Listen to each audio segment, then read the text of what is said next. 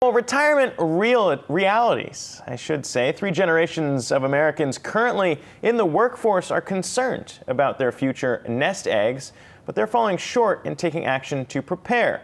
That's according to a new report from the Trans-American Center for Retirement Studies. The study finds 16% of baby boomers had less than $50,000 saved up for retirement, followed by 27% from Gen X and 37% of millennials. And the amount of Americans that had no retirement savings at all, well, that's about 9%, 10%, and 13%, respectively, for those 3 generations. So joining us now is John Scott, director of the Pew Charitable Trust's Retirement Saving Project.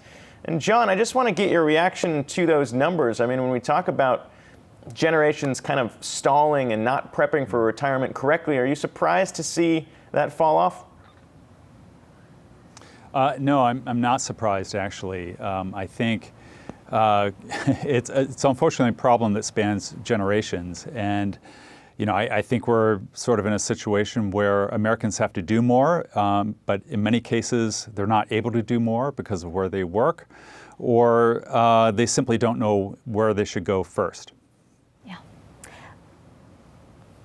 In general, you know, you said that there's this divide and every generation is suffering from this, but when you hear that people feel generally like they're doing financially okay, but then you see these low savings for retirement, where do you think is, you know, the biggest divide here, and how can you bridge that gap in the mind of any generation to finally start saving?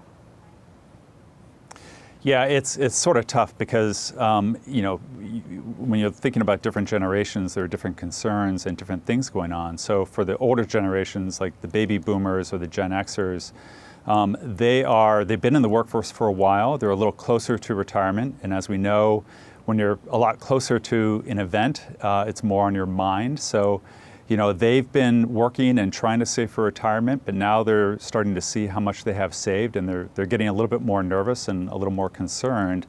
There are some provisions in the law that allow them to save more when they hit their 50s.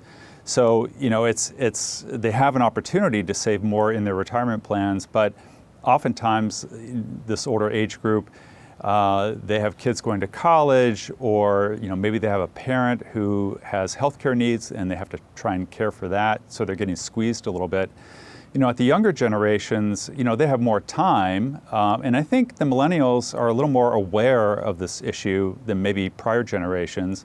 You know, this is a generation that, you know, for the first time is going to be saving for retirement pretty much on their own, whereas maybe older generations had a traditional pension that the employer provided.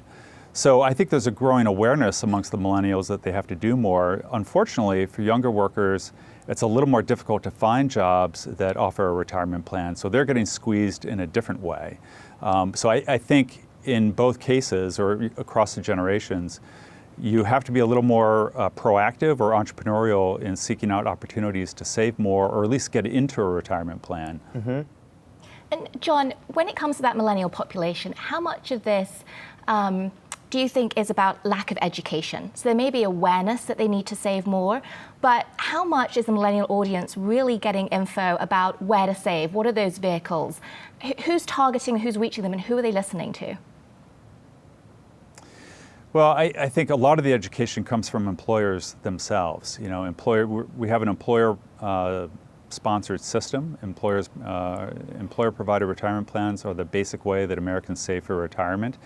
And along with that comes a lot of education about you know, the need to save for retirement, as well as, you know, a huge incentive. Many employers offer a matching contribution that really, you know, if you don't participate in the plan, you're leaving money on the table.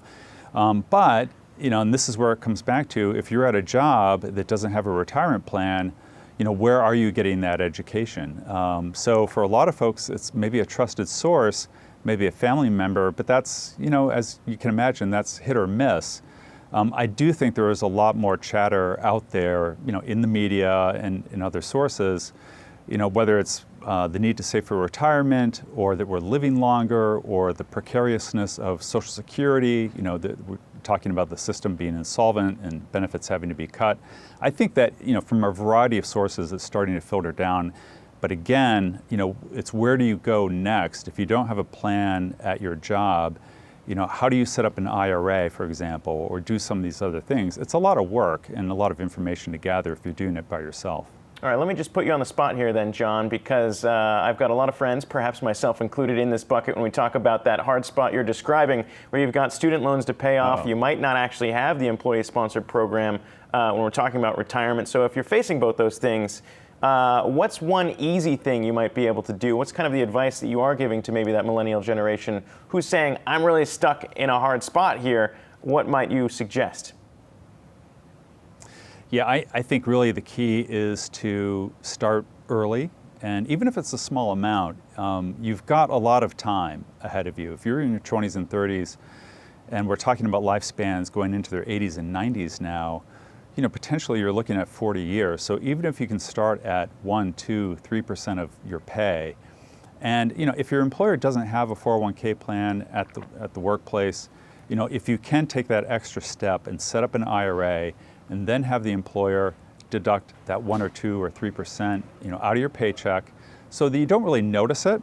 You get that net pay. That contribution is going to your IRA, and it's accumulating over time. So you're getting in the habit of saving.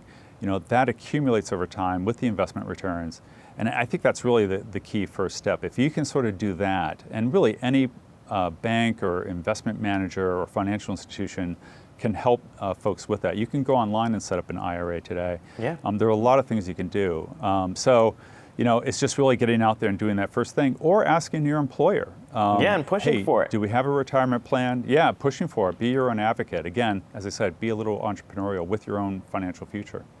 All right, John Scott, thank you so much for breaking it down. No excuses out there for not getting started early. Appreciate you taking the time. No excuses.